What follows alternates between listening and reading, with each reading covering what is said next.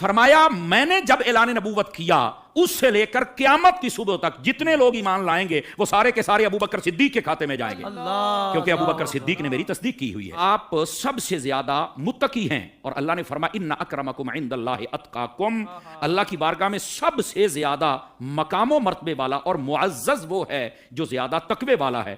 اور یہی اتقا کا لفظ اگر قرآن مجید میں اللہ نے کسی کو عطا فرمایا ہے تو وہ حضرت ابو بکر صدیق کی ذات کو عطا۔ نبی مکرم صلی اللہ علیہ وآلہ وسلم آپ تشریف لے کے جا رہے ہیں، حضرت سیدنا ابو درداء رضی اللہ تعالیٰ آپ ساتھ ہیں۔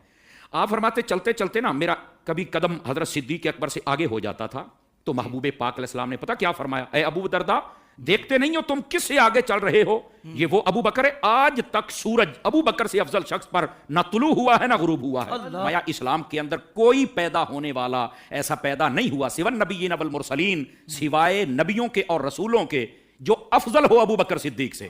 تو فرمایا علماء نے نکتہ اٹھایا ہے ابو بکر سب سے افضل تھے اس لیے ان کو مصلی امامت عطا۔ مولا علی علیہ السلام اور حضرت ابو بکر بیٹھے ہوئے، جوید بھائی مولا علی علیہ السلام کھڑے ہوئے، فرمایا ابو بکر اٹھے چلیں چلیں، تو حضرت ابو بکر کہتے ہیں نہیں یا علی آپ آگے چلیں، ہوئے ہوئے ہوئے ہوئے ہوئے آپ آگے چلیں میں آپ کے پیچھے۔ مولا علی علیہ السلام فرماتے ابو بکر کیوں؟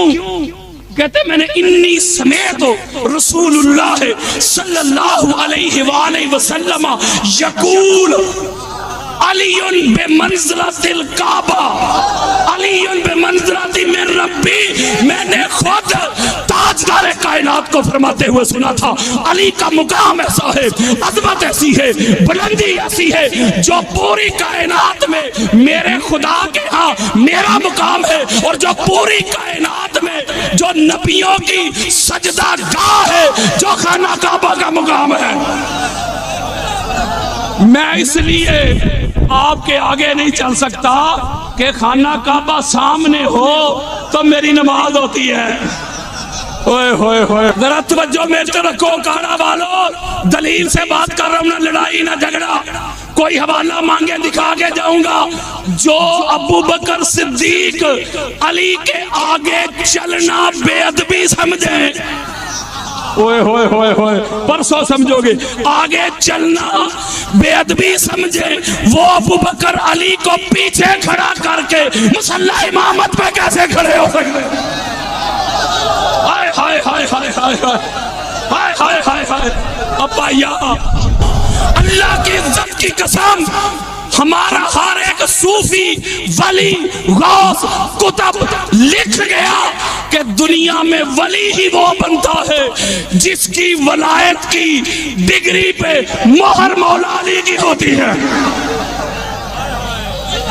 اس کا مطلب یہ ہوا پھر سنیت میں تو کوئی مسئلہ نہیں، بولو یار، اس کا مطلب ہے جو فالور ہوتے ہیں نا ان کو دیکھ کر سنیت کے بارے میں دل میں میل نہ لانا۔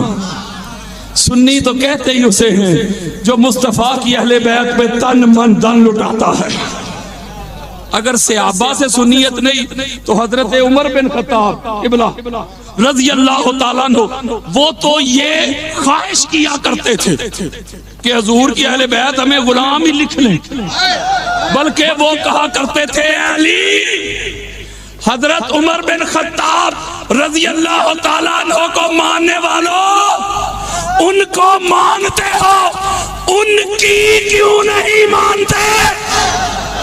وہ کہتے تھے علی اگر آپ نہ ہوتے تو عمر ہلاک ہو گیا ہوتا۔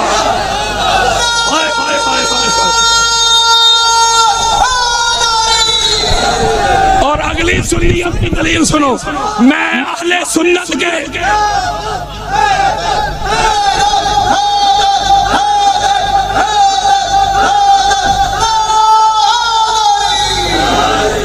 اگلی سنیت سنو، حضرت ابو بکر صدیق رضی اللہ تعالیٰ عنہ کو ماننے والوں سنیوں، اسی طرح اہل سنت کی 50 کتابیں کھول کے دکھاؤں گا۔ ابا یا پیٹ دا چکری، اے پیٹ دا چکری، اہل بیت جیسا کائنات میں کوئی نہیں۔ ہر سیابی اس گھر کا منگتا تھا،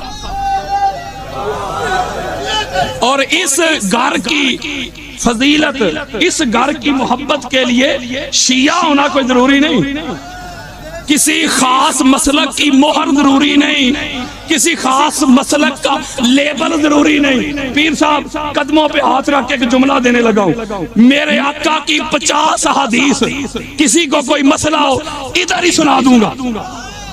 میرے آقا نے ایک ہی پہچان بیان کی ہے اس گھر کو ماننے کی۔ شاہ صاحب قبلہ شاہ صاحب، نہ نماز، نہ روزہ، نہ حج، نہ زکات، نہ زہد، نہ ورع، نہ تقوی، نہ طہارت، نہ یقظہ، نہ بیداری، نہ قیام، نہ رکوع، ایک ہی پہچان بیان کی ہے۔ میرے آقا نے فرمایا میری اہل بیت کو ماننے کی ایک ہی شرط ہے، جی آقا ماں کا نیک ہونا ضروری ہے، باپ کا ایک ہونا ضروری ہے۔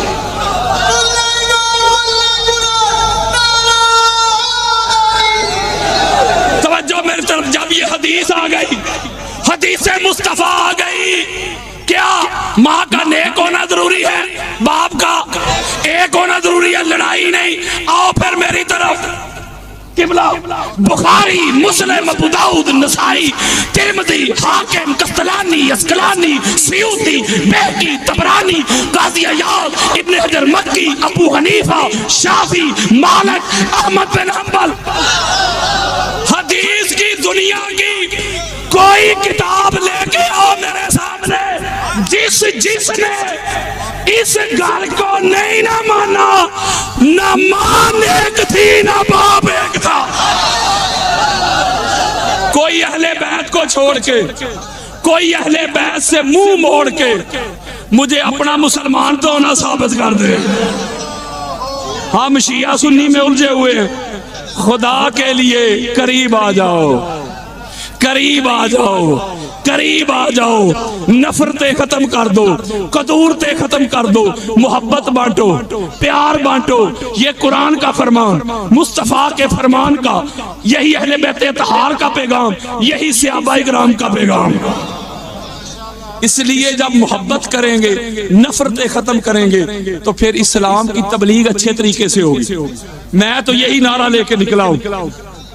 یزید پلید کا ایک بیٹا تھا، معاویہ بن یزید، شیعہ سنی دونوں گھروں کی کتابیں موجود ہیں، چلو ان کو چھوڑیں۔ آج کل انٹرنیٹ کا زمانہ ہے، گوگل کا زمانہ ہے، پیر صاحب گوگل پہ لکھیں خطبہ